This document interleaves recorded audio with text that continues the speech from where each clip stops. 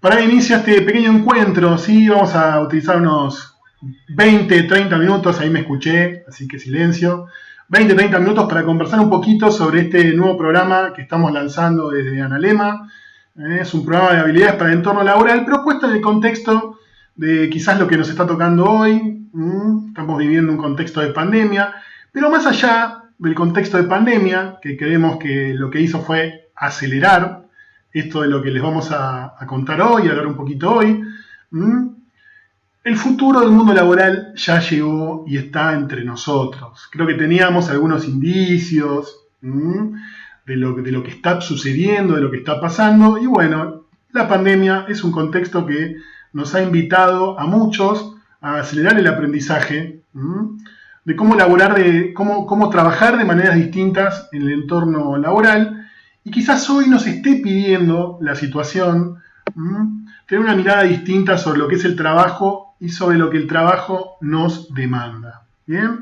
Así que bueno, paso a contarles rápidamente.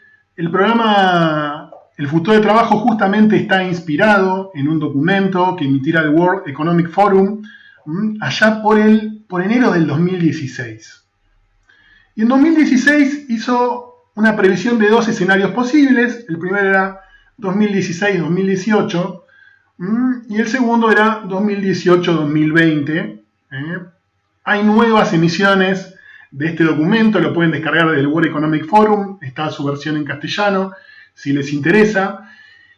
Y particularmente lo que el World Economic Forum hablaba era que para este periodo que les estoy comentando, el 2018 al 2020, iba a haber una gran apropiación por parte de las empresas y las organizaciones en general de la robótica y de la inteligencia artificial. ¿Bien? Depende del sector donde te estés desarrollando laboralmente, verás que bueno, todo lo que es manufacturero, máquinas siempre usamos. Yo soy Sergio Basiler, no me presenté, soy farmacéutico, consultor, trabajo actualmente en consultoría farmacéutica y soy coach ontológico profesional. Trabajamos en consultoría organizacional. ¿Bien? Así que las máquinas ya están hace mucho aquí. Y la previsión del World Economic Forum es que aumente desde un punto de vista de la robótica, que quizás tiene algunas diferencias con lo que son las máquinas tradicionales. ¿Bien? Así que cualquier empresa que se precie está incorporando maquinaria que en principio reemplaza al ser humano en su hacer, ¿no? En su hacer corporal.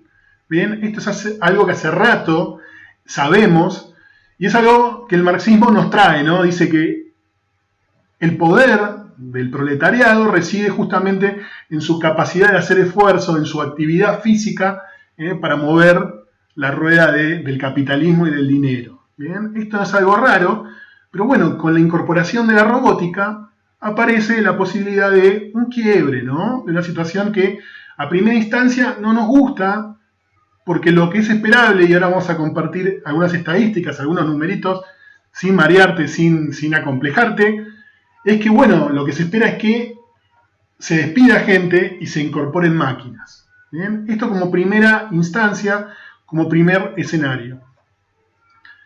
Y después está la inteligencia artificial.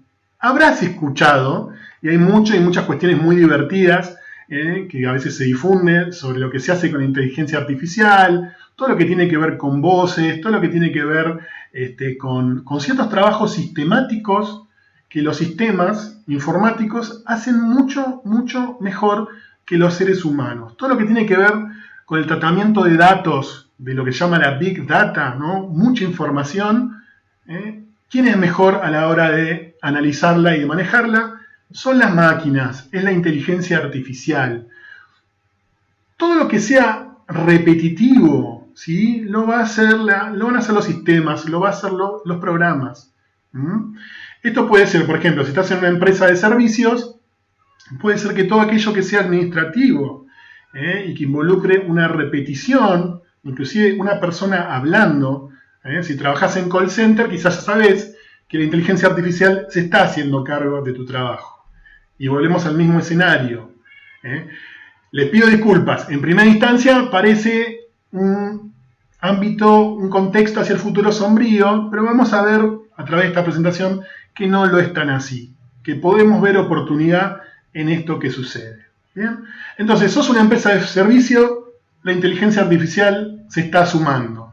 Sos una empresa manufacturera, puede ser que mucho del diseño de lo que tu empresa produce empiece a ser guiado a través de la inteligencia artificial. Siempre con el ser humano detrás, pero volvemos a lo mismo. Los niveles de empleabilidad que están relacionados con estas industrias van a bajar, las plantillas de las empresas van a bajar, va a haber menos elementos humanos que se ocupen de esta tarea. ¿Bien? Y esto ya es una realidad. ¿Sí? Imagínate cuando el World Economic Forum lo hizo en el 2016, quizás parecía ciencia ficción. Estamos hablando de 4 años igual, no estamos hablando en tiempo de nada. Pero hoy en día esto está sucediendo. Esto está sucediendo. Entonces, bueno, ¿qué puede pasar a nivel números? Como te contaba, una de las patas de este escenario, de esta coyuntura que estamos viviendo en el 2020, tiene que ver con la educación. ¿Sí? Imagínate, hay inteligencia artificial que tiene que ser creada. Hay robots que tienen que ser creados y te estoy diciendo que van a ser creados por seres humanos. ¿Bien? Y la pregunta es si nuestro sistema de educación está debidamente conformado, debidamente organizado para producir esos recursos humanos, esos colaboradores que van a hacer estas nuevas funciones vitales. ¿Bien? Y desde acá te vamos a decir que no. Nuestro modelo de educación, y reconozco que está cambiando, pero no lo hace al paso y a la velocidad necesaria para poder modificar el mundo de la manera en que el mundo lo está necesitando. ¿Bien? Entonces, contarte cómo estamos educados. ¿Bien? Estamos educados con un modelo de la revolución industrial, ponele, de principios del siglo pasado. Nuestra forma de educación tiene que ver con el conductismo austríaco. ¿Sí? Las escuelas, en cualquiera de sus niveles, tienen que ver con una fábrica, ¿sí? Donde los recursos se buscan que se optimicen de la mejor manera, que haya una mayor producción. ¿Bien? De ahí aulas con 30 alumnos por un profesor. ¿Bien? ¿Y qué busca el profesor, el maestro?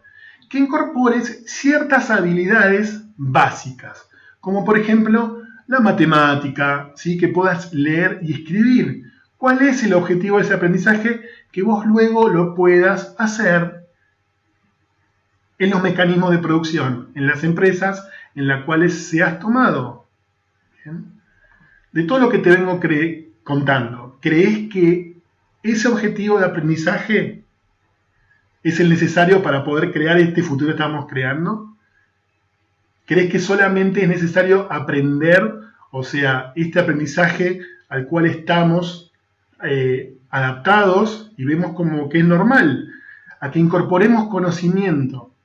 Hoy hablamos de obsolescencia del conocimiento. ¿Qué quiere decir obsolescencia del conocimiento?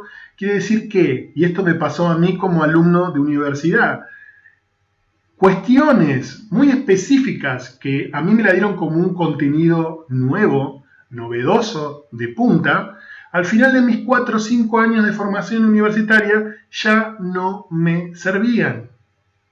¿Bien? Entonces, repito, el modelo es de ir de continente, se le dice, ¿no? Sos un vaso que debe ser llenado por la enseñanza que el maestro te dé. ¿Sí? Ahora el tema es que en 4 o 5 años te llenas de conocimientos que cuando vos salís al mundo laboral ya no te sirven. En esta coyuntura y en este contexto estamos. ¿Bien?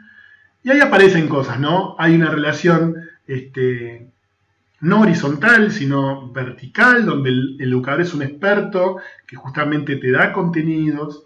la forma de la experiencia, del aprendizaje, tiene que ver con una fábrica, 20 nos metemos en el mismo lugar, el alumno espera que lo llenen, con esto queremos decir pasivo, es estructurado, hay programas que hay que aprobar, que el ministerio tiene que decir que es de esta manera. Es dirigido porque se busca este objetivo, yo te contaba hace unos instantes, que te puedas desenvolver en el mundo del trabajo y queda bien claro que es en masa. ¿Sí? Ya te digo, ¿cuántos profesores? Una queja muy habitual de maestros con los cuales trabajamos es, bueno, llevar adelante 30 es una locura. ¿Bien? Cuestiones que también tienen que ver con la obsolescencia del conocimiento. Fíjate, estudiás, y esta es una creencia que muchos tuvimos, ¿sí? Nene, tenés que estudiar, tenés que ir a la universidad, ¿sí? ¿Y qué cuento nos íbamos contando? Y si estás estudiando, seguramente te lo estás contando. Que bueno, me recibo y ya está. Ese era un cuento que andaba muy bien para los años 50 del 1900, del siglo pasado. Estudio, me mato estudiando, ¿sí? Palabras que podemos utilizar, muy comunes, me mato estudiando y después ya está, cuando termino los 5 años no estudio más. Con esos conocimientos que tengo me puedo desarrollar para toda la vida. Bien, de nuevo te pregunto, ¿crees que este contexto del cual te cuento, de este futuro que ya llegó, tiene que ver con eso? Donde estudiás a principio de carrera, lo que estudiás quizás no te sirve al final de ella. No. ¿Sí? Entonces, a medida que te voy contando, vamos a proponer, creo que no lo animé, la posibilidad de que veas hacia dónde tenemos que ir. Hacia dónde tenemos que ir. ¿Bien? Bueno, y fíjate con esto que está pasando, que estamos haciendo clases online todo el tiempo hoy en día, ¿dónde se accedía a este tipo de conocimiento? En un aula. ¿Bien? Entonces, bueno, ¿de qué va esta conversación que estamos teniendo? ¿De qué va esta conversación? De que, bueno, necesitamos una modalidad de aprendizaje distinta. Que, por ejemplo, entre las cuestiones que el alumno aprenda, ¿sí? Es que, por ejemplo, aprenda a aprender.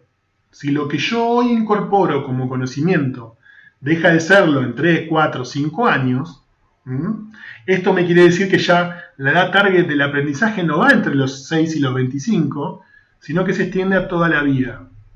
A tal punto que la ONU dice que un niño nacido a partir del 90 es muy posible que estudie 4 carreras para poder desenvolverse en el ámbito laboral a lo largo de su vida.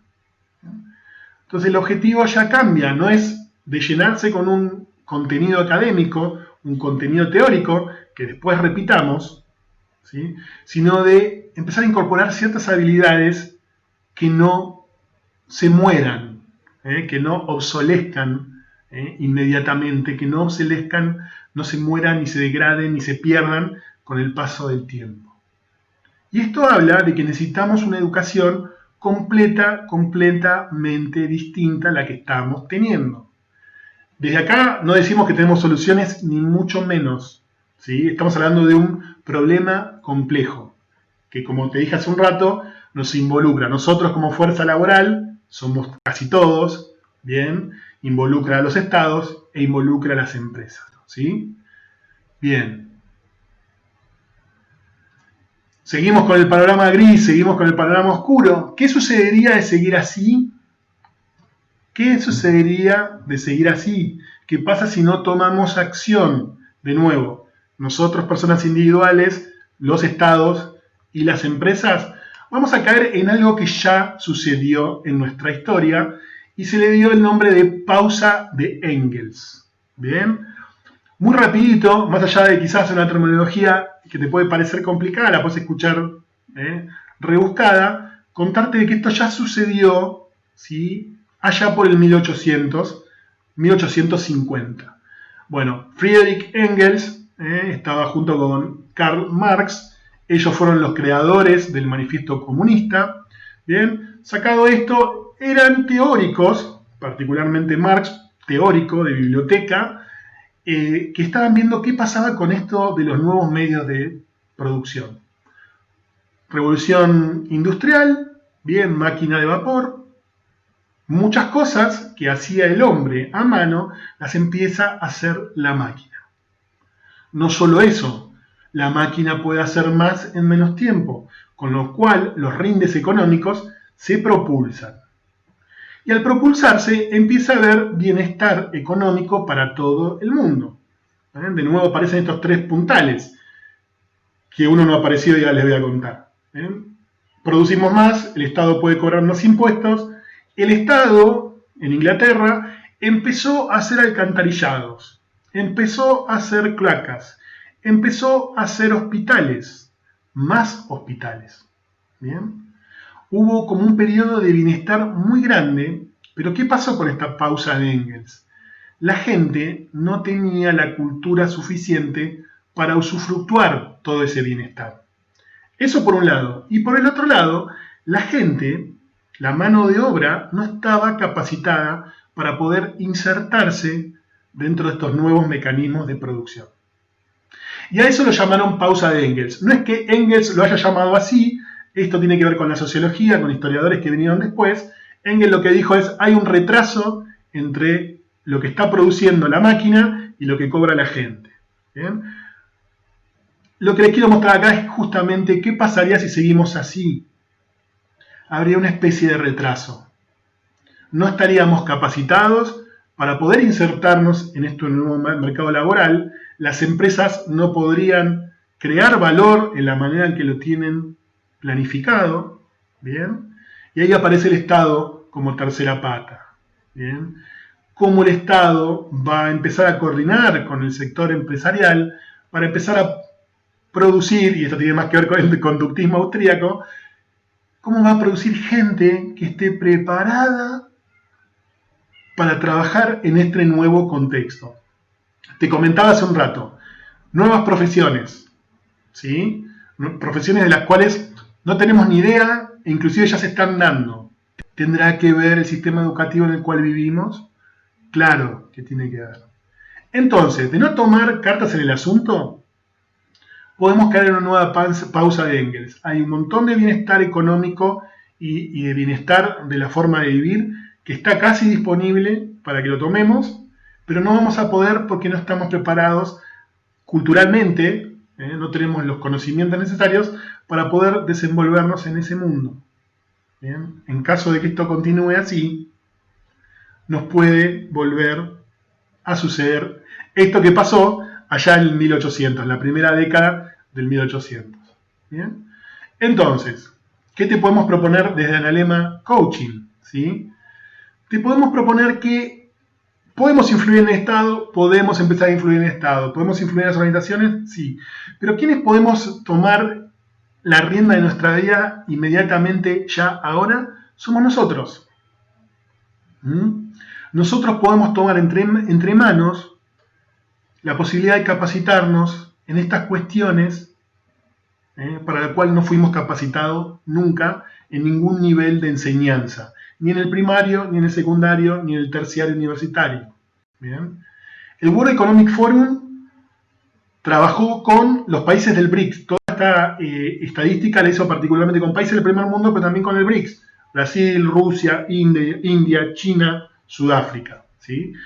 Y de esos países tomó las grandes empresas, Coca-Cola, GlaxoSmithKline, todas empresas de primer nivel, y fueron y le preguntaron a los sectores de recursos humanos de esas empresas, che, en vista de que esto está pasando, en vista de que ya estás incorporando la inteligencia artificial y la robótica, ¿qué necesitas? ¿Qué tipo de recurso humano necesitas para que se desarrolle en este contexto novedoso, ¿sí? Inestable, cambiante? Cada vez que se inventa algo nuevo, el sistema cambia poderosamente. Juntaron toda la información de estos países y la agruparon en una serie de competencias y habilidades que ahora te voy a mostrar. ¿Sí? Vamos a decir que es el top 10 de las habilidades que necesitamos para desarrollarnos en el mundo laboral de esta época. ¿Bien? Primera habilidad, resolución de problemas complejos. ¿Bien? Hoy la inteligencia artificial no es, a pesar de que es muy potente, no es suficiente para resolver problemas complejos. Si se utiliza como una pata, si hay que calcular, si hay que analizar un montón de situaciones, usamos la inteligencia artificial. Pero los problemas son problemas porque los seres humanos lo vemos así. Entonces, si nos podemos llegar a coayudar con la inteligencia artificial, son los seres humanos quienes deciden hacia dónde poner a trabajar esta tecnología. ¿Bien? Resolución de problemas complejos. Te estoy diciendo que esta debería ser una habilidad que te enseñen en el colegio, que te enseñen en algún nivel de educación formal. Andate preguntando cada vez que te muestre una habilidad si esta te la enseñaron en algún lado. Segunda habilidad, pensamiento crítico.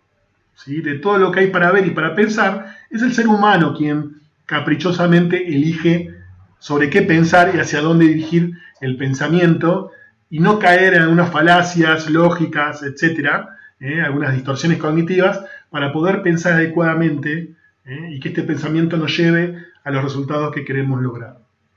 Pensamiento crítico. ¿Lo estudiaste? ¿Dónde lo estudiaste? Creatividad.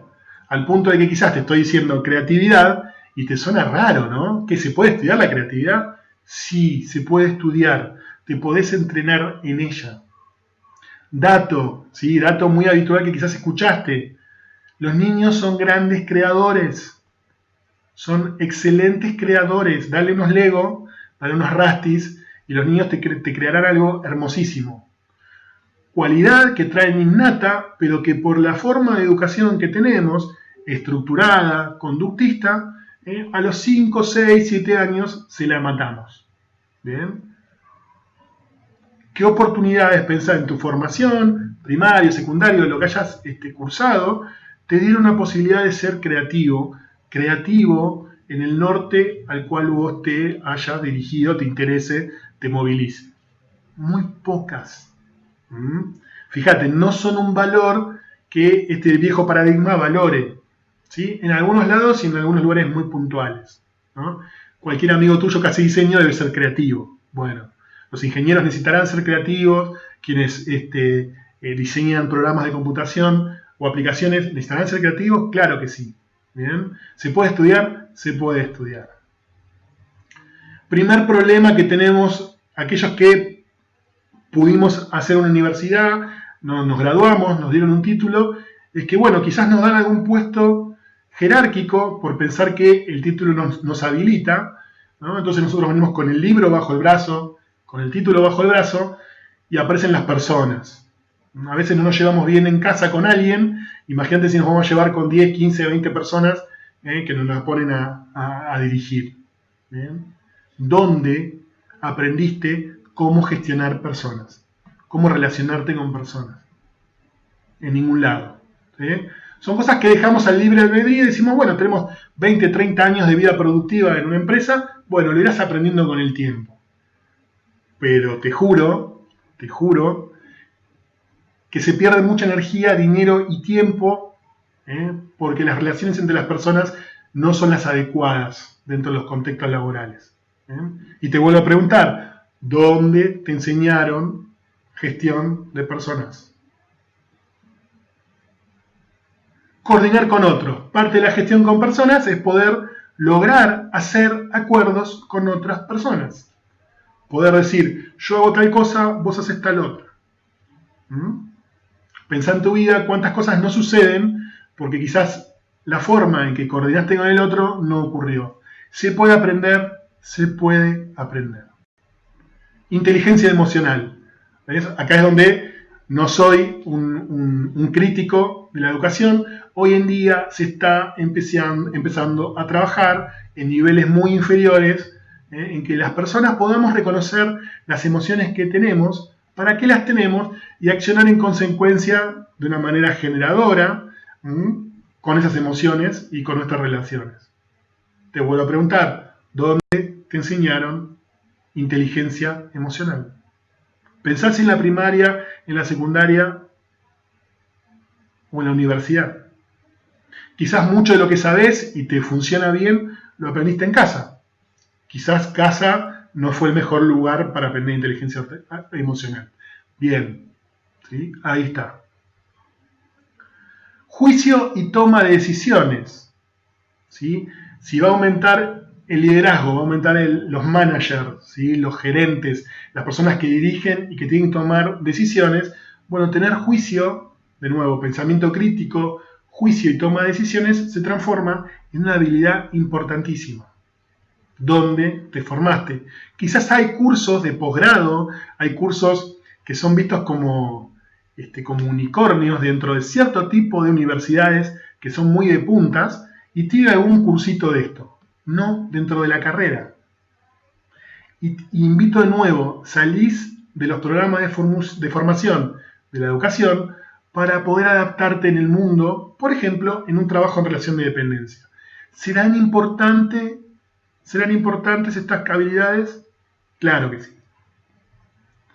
Orientación de servicio, dijimos que van a aumentar las ventas, y todo lo que tiene que ver relacionado con eso, bueno, bien, postventa, orientación de servicio, negociación y flexibilidad cognitiva. Y te hago por última vez la pregunta, ¿dónde aprendiste estas habilidades? ¿Bien? Pregunto más grande, ¿cuáles son los proyectos educativos que están teniendo en cuenta estas habilidades que el sector privado ya las reconoce como necesarias? ¿Qué tipo de vinculación hay entre la organización y los sistemas de educación para que poder traer estas habilidades al mundo? Son muy pocos. ¿Bien? Y yo te estoy contando desde acá de poder tomar responsabilidad por el futuro que se viene y particularmente por tu futuro.